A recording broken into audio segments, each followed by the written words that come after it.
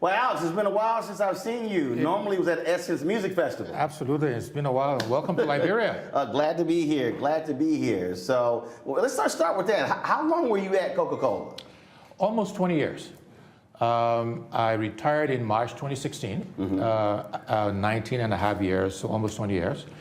I started at Coca-Cola Nigeria, so I ran Nigeria. I ran all of Africa for Coca-Cola. And then for the last 8 years, Roland, I was Executive Vice President and Chief Administrative Officer. So I had global responsibilities for strategy, human resources, legal, all of the technical functions.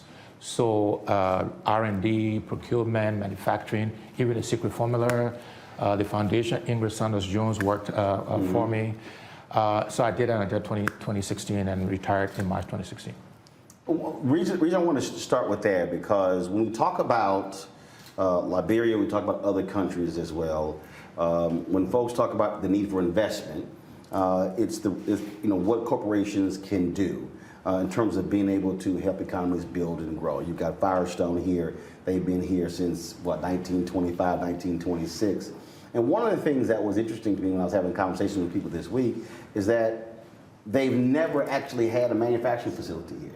Rubber is taken out, going to the United States, but never had anything here. What is needed from a corporate perspective in order to build economies like Liberia's that go beyond the natural resources being stripped and taken out, but literally providing jobs and skills for folks who live here? So Roland, the challenge we've had in Liberia over the history of our country is that we have never focused on building a vibrant private sector. For whatever reasons, people in government have been threatened, I think, either consciously or subconsciously, about having a strong private sector. I think they've always felt it would be a threat to their political control. And so we have not created an environment for a vibrant private sector with manufacturing. We have not demanded of people who come to Liberia to extract our resources that they do some local manufacturing, some value addition. So it's been a combination of not creating the right environment, the rule of law, the sanctity of agreements, the judiciary has to be independent. You have to provide the right incentives. You have to develop and train your people. And you have to be comfortable that you will create strong, powerful, rich business people, right? And then you have to be demanding of the concessionaires We have to change the model with which people extract our resources. And so we haven't done that. We still are not doing that. And therefore, our resources just leave Liberia and our country is underdeveloped. I keep reminding us, Roland, that we are a rich country and a poor people. That is a huge contradiction. We have gold, we have diamonds, we have rubber, we have arable land, we got 350 kilometers of seafront, of beaches, and yet we're among the poorest countries in the world. So it's a function of leadership. I keep reminding us Liberians, we can't keep doing the same things and expect different results. The government has been organized this way for the beginning of the country. We keep electing people with the same kinds of experiences. We're not going to get different results. So, long answer to your question, we just have not created an environment for a vibrant private sector, and we have not been demanding enough of the concessionaires in terms of what they need to do to add value to our resources before it's taken out of the country. That was one of the things that the conversation I had with a CEO here. She talked about the lack of skilled workers. She talked about the need for training for folks. If you're in construction, people who've been adequately trained to be carpenters and electricians and drywallers and things along those lines. You also have an extremely young population here. Many folks would be shocked when they hear, the median age of this country under 20 years old. 19, yes. So it's a young country, and you do need to train the workforce. So what that means is, they got to be trained for something, though. Absolutely. but what that means, though, is you have to start with low-skill manufacturing. So you talk about Firestone. Let's at least produce rubber gloves, condoms, very basic stuff. Doesn't require very sophisticated trained people, because that will take time for us to do. Or let's invest in tourism. Tourism, you create a lot of jobs, but they're service-oriented jobs. We can train people very quickly to provide service. I mentioned these 350 kilometers of beaches. There are other natural beauties here. So if we invest in ecotourism. But in order to get to those beaches, you got to have roads. Because that's one of the things that folks have said to me. It's difficult when the roads only go a certain distance. Now you're adding hours to be able to reach places where it should be really hour and a half, 2-3 hours. You do, but you have to start somewhere. Right? You have to innovate around the fact that you have bad roads. So I'm making this up as we go, but so maybe you get helicopters or something, and you can courier people from here to Hopper, to Maryland County, beautiful beaches. So we have to be creative and make do until we build the road infrastructure. So we can't wait until that happens before we start. So the point is, we gotta be creative, we gotta be innovative, we can't let the barriers stop us, right? We have to say, okay, the country doesn't have electricity, we don't have trained people, what do we do? And I believe there are solutions. That's why I mentioned ecotourism. When you add the word eco, people are not expecting 5-star infrastructure. They want to rough it out. They want to live in the huts. They want to get on the canoes. And we can offer that until we can build the infrastructure, the roads, etc., and we can take up the value chain of tourism, if you will. So my perspective, Roland, is that there are barriers, there are challenges, but we have to confront them. We have to find solutions around those barriers, and we can't let that stop us from the country moving forward. When we talk about our responsibility, how we can use our positions, how did you use your position as a corporate leader at Coca-Cola to help Liberia? So we did it in many ways, but what I first remind Liberians is that Coca-Cola is a private for-profit business, is a big multinational that focuses on creating shareholder value. In that process, there was a strong recognition that you have to invest in the communities and societies where you live and operate. And so the other reality is, in relative terms, Liberia is a very small market. Is in the rounding in terms of what the corporation does. I mean, you know how big. The market cap of Coca-Cola is almost $250 billion. The GDP of Liberia is around $2 billion. I mean, that's the difference in scale. But what we did, for example, when I worked for the corporation, we put a second production line. The market didn't really justify it, but we were anticipating growth, so we put a second production line, which helped to create jobs. We invested in Liberian entrepreneurs, so we created kiosks, we put coolers in place to help. During the Ebola crisis, the company was very active in providing PPEs, in providing support to employees to make sure they were looked after and taken care of. So we disproportionately invested in Liberia relative to its size, relative to returns. And because I had the role I had, I could influence. Even though Liberia is a very small country, very small market, we did significantly more than we would have under normal circumstances, even versus bigger markets in the region. We did more because of my role. But we did that because we could, because we cared for the country. And again, I just remind people there was only so much you could do because, again, you had sort of rules and regulations in terms of how you invest and based on returns and that kind of stuff. Well, the reason I asked that, you've got 1 million Liberians in the United States.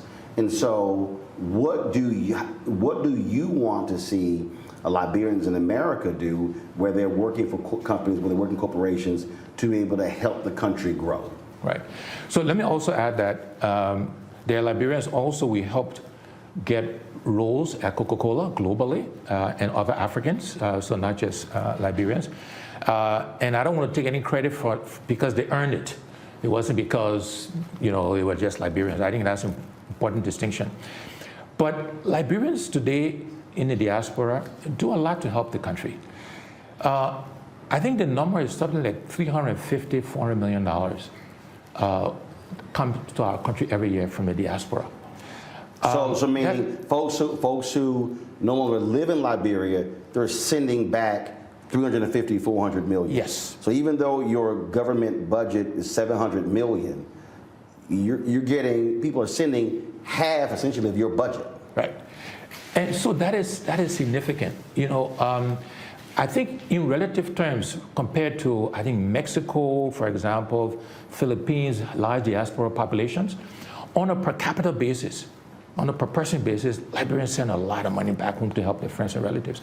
In fact, there's an opportunity to work with them to actually channel that giving, rather than just give to folks, maybe create an investment fund that can be used. We talk about value-added manufacturing. So we need to be creative about how we actually can channel those funds in a way that is more productive, and is that not only to pay the rent, to buy food. Those are important things. Liberians need that, right? But I think we can be smarter about how we channel those resources. So Liberians do help today, and it's important that we acknowledge and recognize that. But the diaspora, I have to say, also needs to get perhaps more engaged in offering solutions. I encourage diasporans to actually come home and help to implement some of the ideas they have. It's not good enough just to criticize, and they do a very good job of that, and maybe deservedly so, right? It helps when you make recommendations. That's kind of the next step in the value chain, if you will. Then we need somebody to actually come and let's implement these great suggestions, right? And not just suggest it. But diasporans do a good job, I think, of trying to help the country, and we need to acknowledge that. When we talked about that young population, I mean, obviously, young folks are not sitting around waiting. And so is there a fear that if you don't have services, if you don't have jobs, if you don't have skills, that you're going to have a brain drain? And so this is no different than young folks who are leaving rural America going into urban populations. People want to go where the jobs are, where there's a different lifestyle. And so how much of a concern is that brain drain? It's a huge concern, but there's a bigger concern because this young population is both an opportunity and a threat. And it's actually, I think, is a national security threat if we don't create the opportunities for these young people. The stability of the country over time could be at risk. Brain drain is clearly one of the risks, but the West, Roland, is fighting back, as you know, even the United States, pushing back at immigration. The same with the Europeans. So young people having the opportunity to leave and go to the West is becoming more and more difficult. And this is why we have to create opportunities here, because the West, they don't want us. I mean, let's be honest, right? And it's up to us, Liberians, Africans, to create opportunities for our young people. Otherwise, we have a national security risk if we don't take care of that young population. And my fear is we're not doing that. We're not doing enough to develop, to invest in our young people. We pay lip service to it, but we have to take more action, because over time, folks that's suffering, they're hungry, they don't have a future, they got nothing to lose. And it becomes a national security risk, in addition to the fact that if they can leave, they will leave. One of the things I consistently have heard from folks, they talked about where this country was prior to the Civil War, prior to the coup. They talked about what it looked like. They talked about the development and how so much of that was destroyed in that 15-year war. Can you paint the picture? What was Liberia like pre-Civil War? Things that I've read, the reign of Tubman, in terms of what was brought in. What was this country like? Because what many historians have said is that Liberia was far ahead of many other African nations, even though they gained their freedom, and then all of that work was destroyed during those 15 years. So that is correct. Liberia was, in relative terms, ahead of the other African countries. In fact, when I was based in Nigeria, I had a discussion with at the time, the Kenyan ambassador to Nigeria. And he said, Alex, in the Kenyan Foreign Service, everybody wanted to go to Europe and the US, that sort of stuff. If you had to have an assignment in Africa, you wanted to go to Liberia. I mean, so that explained where the country was relative to other African countries. In fact, a lot of multinationals who had expatriates in other African countries, when they took their leave, the short breaks, so you had home leave, you went back home, short breaks, they would come to Monrovia, to the beaches and that sort of stuff. So in relative terms, the country was developed. But I have to say, though, the country at the time, although relatively, didn't benefit everybody. And we have to acknowledge that. And that was part of the cause. Who did it benefit? It benefited a few of the elites. And that's why the war was precipitated, the civil unrest, because our country has always had a sort of a top-down model. A few people, the old sort of Republican model, you power a few people, a few rich people, and somehow the poor people will develop. That really hasn't happened. So Liberia was... You mean the trickle-down theory? The trickle-down theory. And Liberia has had this sort of trickle-down mentality, and still does until today. And so even the government today, when we criticize them, they say, well, it was done that way in the past. Well, it hasn't worked.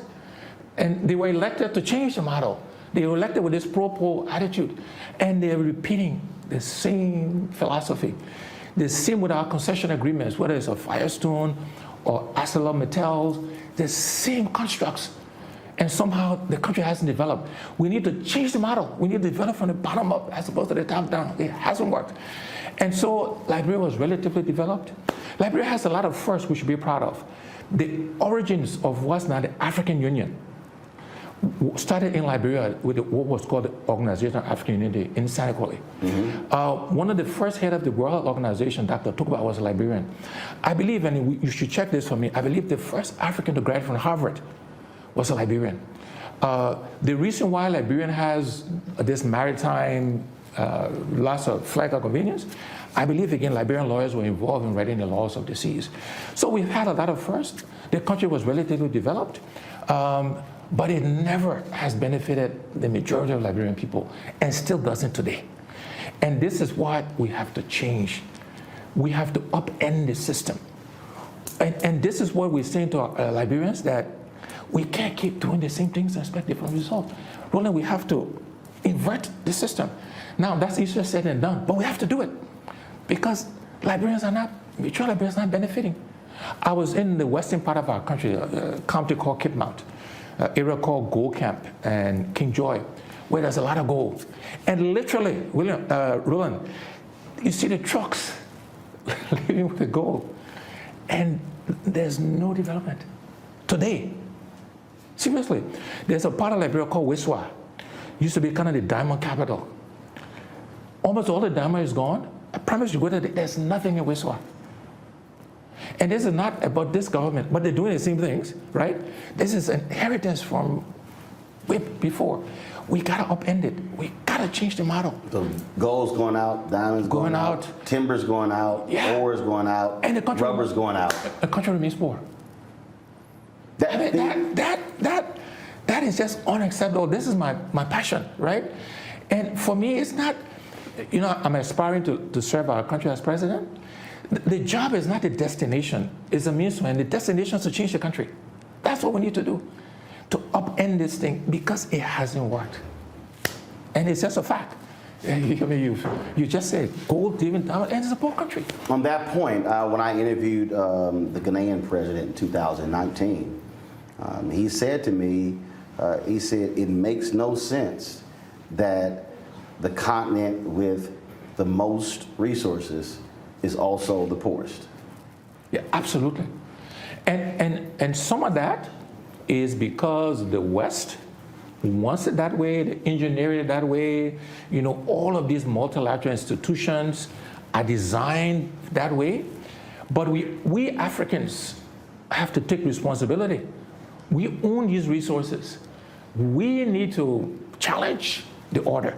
We need to change the models, and in many cases, we need to work together to do it, because doing it individually, we don't have leverage. So a good example is what Ghana and Ivory Coast have done. Between those two countries, Roland, they control something like 70% of cocoa production. They were addressing cocoa sort of separately. They've come together now, and it's benefited farmers. Prices have gone up because they have leverage when they combine. And so as Africans, individually, we need to exert some leverage, but if we work together, we can exert more leverage and, again, upend the order, reverse the order. This is why ECOWAS, for example, is so important, Economic Community of West African States, because then you got scale in terms of the population. If you want to do manufacturing, because manufacturing is about scale, right? Economies of scale. This is why even the Mana River Union, which is Liberia, Sierra Leone, Guinea, the Ivory Coast, it provides a scale. And if we can collaborate, work together, it gives us more leverage in how we manage our resources. Iron ore in Liberia, iron ore in Guinea, right across the border, the Nima Mountains, right? We need to be collaborating more with the Guineans, right, to extract more value for our resources. So the Ghanaian president was right. We got all the resources, and yet our currencies are weaker than the currencies in the West. Why? And again, I think the responsibility is ours. Yes, the West has engineered, but we can't blame them. We got to blame ourselves. We got to bring leverage to bear to change the model. Right now, 7 of the 10 fastest growing economies in the world are African economies. One of the concerns that people have is, and I've heard this from numerous folks, and they were even asking me on my show, the question was asked, are the Chinese in Liberia? Because of the criticism of their investments in other African nations. And one of the things that they also been criticized on is not only are you investing, but they're importing their workers to do the work as opposed to training the very people who live there to do the work. So it's sort of the same thing, taking of resources, but that money going to their own workers. How do you get international investment into Liberia? How do you get someone's attention to say, this is a value add for you to actually do this? Whether we're talking about major corporations or even smaller African-American owned corporations from the United States. So let me first react to the point you made about the 7 fastest growing economies in Africa. That's a good thing. But Roland, we shouldn't get carried away with that statistics, because this is a relative comparison. These are relatively small economies. So the U.S. only growing 1%. That 1% growth it's probably, if we do the math, probably bigger than the entire 7 economies growing, because you know the math, Right. the size, right? Right. So yes, it's a good thing, and we should be proud of that. I just remind us we should be growing even faster, Right. I mean, to catch up, because we're so far behind. But in terms of how we attract foreign investors to sort of add value, one is, this is where collaboration becomes important with other African countries, because you know, a small country like Liberia alone, you only have so much leverage. So I'll give you a real life example. If the terms we try to extract for iron ore is different from what the Guineans try to extract, they will go to Guinea, right? But if we work together with the Guineans, right, we can. So basically, what you're talking about is, African nations should be doing what OPEC is doing. Yes. And that is, they're creating when OPEC gets together, they're controlling, they're setting the price of oil. Right. Now, if you have a resource that sort of only you have, or very few countries have, you got more leverage, because they can't go to many other places, right? So but if you have a resource that they can get anywhere else, you're competing with. No leverage. No leverage, right? Having said that, though, even in the current environment, we should be pushing more. We need different kinds of agreements for extracting our resources. And I believe, Roland, that we should simplify the agreements, because today, I'll give you a real life example. I was on the board of Chevron globally, Chevron Corporation. And Chevron has more engineers, geologists, lawyers than we'll have for the next 100 years, right? And so entering an agreement where we need those expertise to monitor the agreement, we're going to lose. And so we need to rethink the concession agreements so that it's simpler. We can control the resources that come. So if we take iron ore, for example, and again, I'm oversimplifying. It's not as simple as it is. I got you. We should say to Mattel, 10%, we do the math, whatever, 10% of whatever you produce, we want to sell it on the open market. You can take the 90%, 80, whatever the number is. We will sell it on the open market, take the resources, and we Liberians will invest it, however we choose to do it, as opposed to trying to share in equity and monitor the stuff. So we need to just change how we think about all of these things, right? And require that they do local manufacturing, or we do it. So we take the funds. We said Liberians produce rubber today. We will create a factory. Liberians can invest in that factory. The government can invest in that factory. And we do gloves, we do condoms, all this basic rubber stuff for the local market, for the Mana River Union, for ECOWAS. Just new and different thinking. And this is what we have to bring to bear across the continent. But certainly we need to do that in Liberia.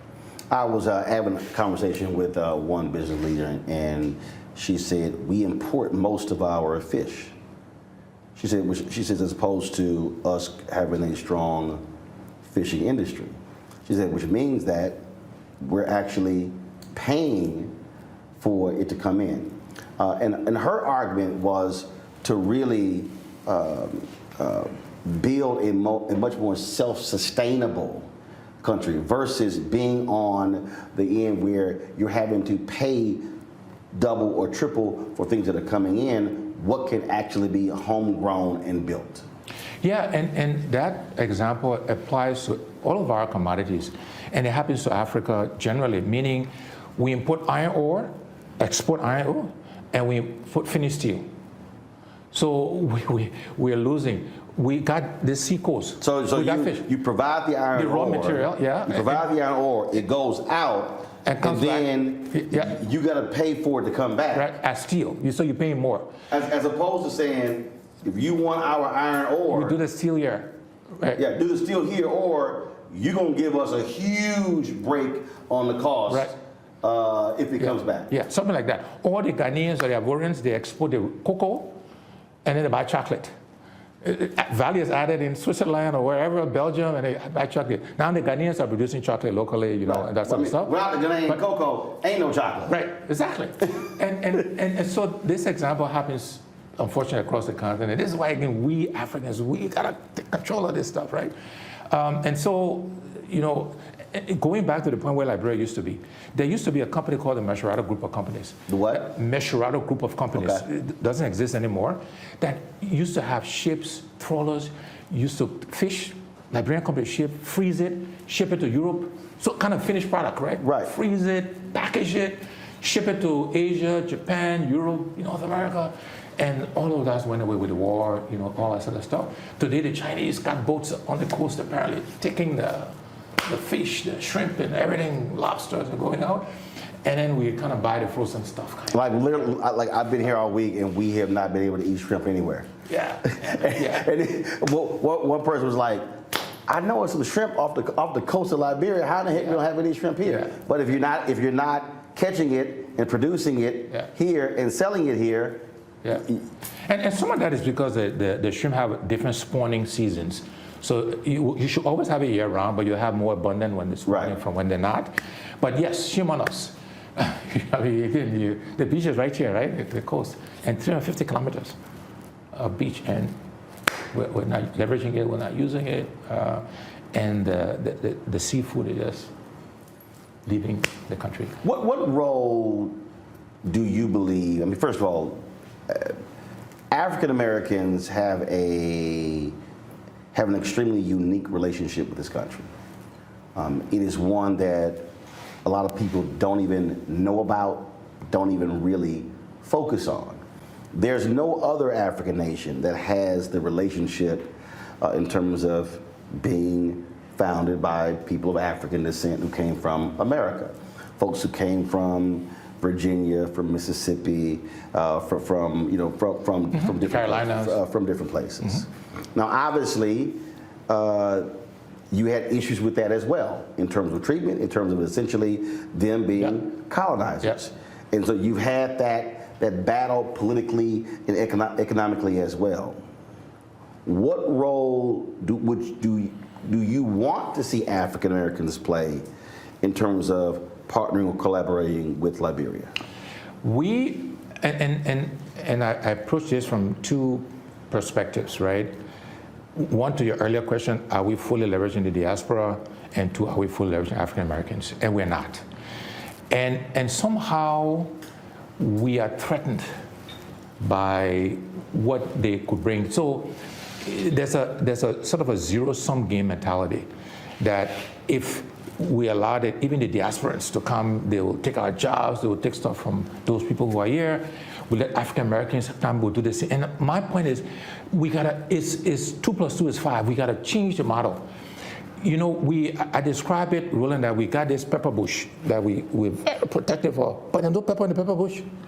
So let's put pepper in the pepper bush, and then we can regulate it, we can protect it, right? So like I use an analogy. You're questioning how much I'm going to make, but right now you're making zero. Right. So if I come in and provide you with 100,000 and you're worried about how much I'm making, okay, right now you're getting zero. Right. So ain't nobody doing well. Right. The question is, how much can we make together? Exactly. I mean, the other way I describe it, I'd rather have 50% of $10 than 100% of $1. So I'd rather have $5 than $1, right? I mean, right. But somehow our mental model, our model is, no, I want my 100% at $1, right? As opposed to, I'll take 50% of 10. And so what we have to do is, we have to be more aggressive in educating African Americans about Liberia's history and that relationship, so that we can attract both the economic, financial resources, but also the intellectual resources of African Americans. We have to do the same with the diasporans. Even today, there's this kind of rift, diaspora Liberians and Liberians. We gotta get rid of all of these divisions. We do it even on a tribal basis. We separate ourselves, and all of these things have kept us behind, right? Look, Roland, you don't choose your tribe, right? You don't choose when you're born. You don't choose the religion you're born into. You don't choose your gender. Those things shouldn't give you any advantage or disadvantage over anybody else. But somehow we kind of use these things, the folks in power, they use that to protect. These are all the paradigms we have to break. And African Americans, diaspora Liberians who live in the United States can make a big difference in terms of financial resources, in terms of intellectual capacity, right? Now, they can't come with an arrogant attitude or colonial attitude because that was part of the problem. So sometimes diasporans, they come here and they think they're holier than thou. That's not going to work. You can't come and you may be better off because of circumstance, but you can't make me feel like, excuse me, you can't make me feel right. And sometimes that's the attitude people come with, and that's just not acceptable. But we can manage it. We have to be more secure in ourselves. Right. We have to recognize the benefit and value, and we have to aggressively go after it within the context of a strategy. What do we want to achieve with that? How can it help us? What sectors do we want to develop? And then how can it come and help us develop the sector? What is agriculture, education, tourism, infrastructure?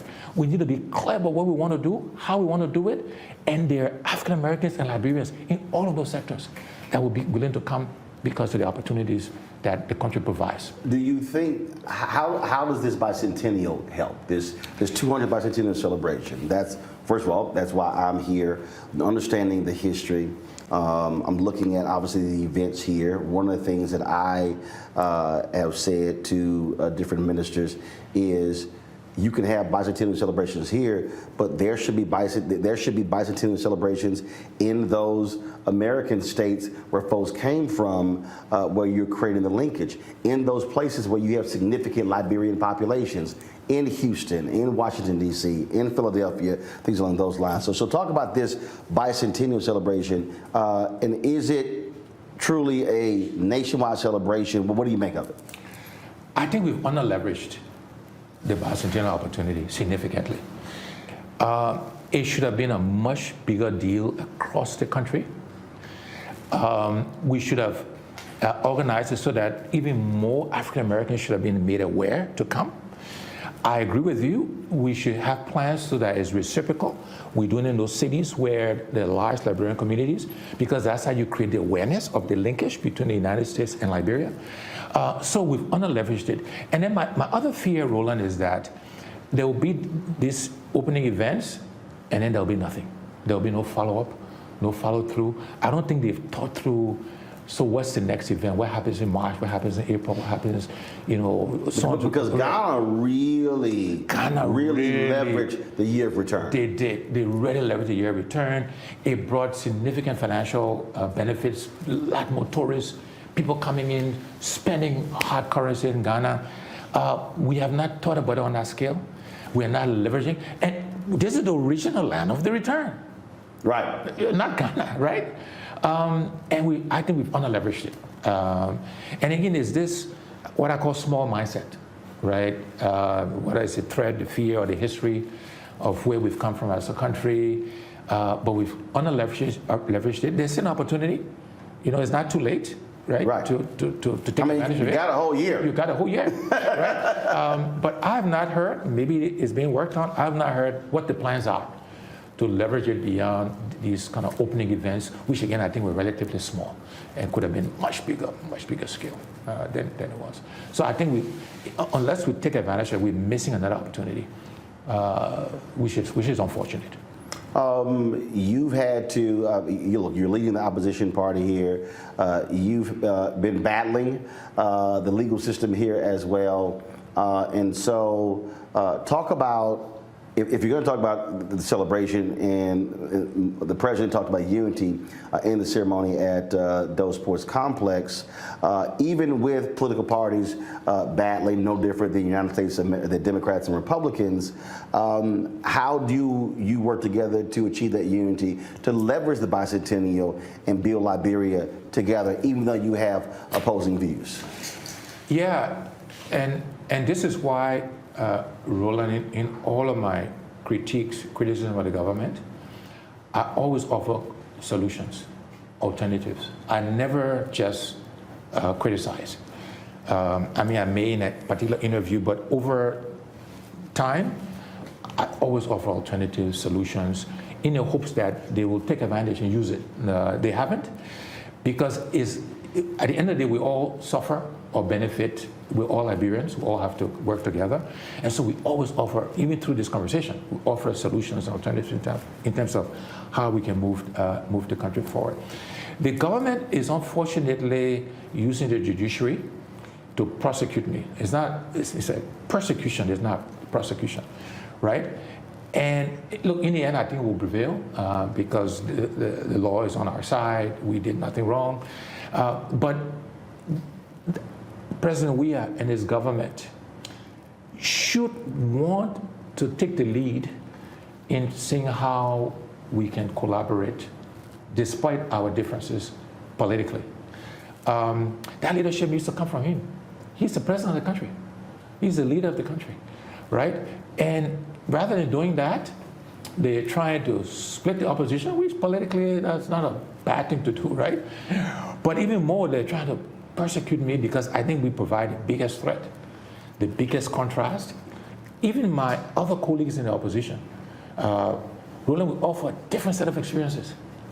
We offer a different vision that is radically different from anything anybody offers. I'm like saying we need to change everything, upend the system, not overnight, not all at once, because that's chaos, right? But that's the goal, is to change everything, right? And so I'm a major threat to the establishment, to the few thousands of people that benefit from Liberia and the spoils, and the trickle-down economics, right? And so the government is, what I'm being charged with under Liberian law is there's a misdemeanor. Yet the chief prosecutor of Liberia, Solicitor General, is leading the prosecution.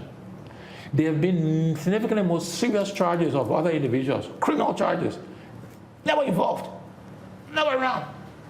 But a misdemeanor charge, is leading it in the courts, in the court of public opinion, prosecutorial misconduct, which we'll call him out on, by the way. But it's okay. You know, we're fighting for the soul of Liberia. We're committed to our country. I've been incredibly blessed with different experiences, resources, strong intellect, and I'm going to do everything we can to try to change this country. And we'll take the bullets, we'll take the hits, because it's about Liberia. And then that was my follow-up, which is really the last question. Look, you're a high-ranking official at Coca-Cola. You were well compensated. You could very easily be using this time to serve on corporate boards, travel the world, relax, do other things, write memoirs, teach, or whatever. Why do this? Why, when that very well could be a much easier life? Yeah. Every now and then I wonder why as well, but that's only 30 seconds because... Does your wife want the same thing, like, how's what you doing? Right, so every now and then for 30 seconds, and then maybe she for 60 seconds. But, but I'm very committed to this country, Roland. I view everything you've described as I've been blessed, and I use that word deliberately, right? And I don't think I was blessed to kind of go lay on the beach and play golf and be on boards. I could be making more money. I play golf. I love golf, let's just be clear. My wife plays golf. Teresa is very good at it. There you go. All right, so I'll bring my golf clubs next time and see how I play. Absolutely. I really think I was blessed with these experiences to help the country of my birth, to help Liberia, right? And I'm passionate about it. I believe we can change this country. Liberians are smart people, Roland. I'm not just saying it, I'm biased, but we are. We're industrious, we're resilient, and if we work together, if we think about leadership as most servant leadership, we can change this country, and I'm committed to that.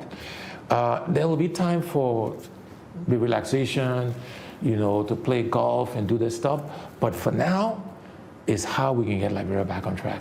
And I use the word we, not I, right? It will take us collectively as a people, right? A few hundred leaders committed to doing this, not just in government, in the church, in the mosque, in civil society, in the private sector. We get a few hundred Liberians who are committed, we can change this country. And I want to be a part of that transformation. And God willing, I want to lead that transformation and to serve the Liberian people so we can achieve what I believe this country has the capacity to achieve. We have the resources, we have to manage it well, And then we will no longer be a rich country and poor people. We'll be a rich country and rich people. And I think that can be achieved. But the battle, the obstacles are huge because human nature, the folks, the men and women today that benefit from the system as is, they are fighting. And they are going to fight, but we're going to fight back. All right. Alex Cummings, I appreciate it. Roland, thanks a lot. I appreciate it. Great Thank questions. I appreciate it.